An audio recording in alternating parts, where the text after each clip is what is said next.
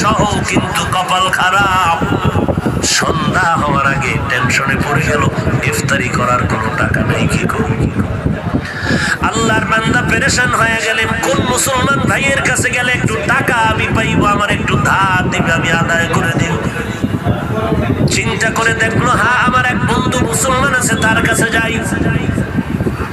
গরিব মুসলমান, রোজাদার মুসলমান, ধনির বাড়ি গিয়া কাও, আল্লাহর বান্দা আমি বড় গরিব মানুষ, আমি এক গ্লাস পানি দিয়ে স্ত্রী সহ ইফতার করতে পারবো, কিন্তু আমার সন্তানেরা রোজাদার, ওদের মুখের সামনে দিতে না পারলে কলিজায় বড় আঘাত। তো কি হয়েছে বলে, আমার কিছু টাকা যদি আপনি ধার দেন, আমি ইফতারের আয়োজন করবো, আমাকে একটু সময় দিলে আমি আপনার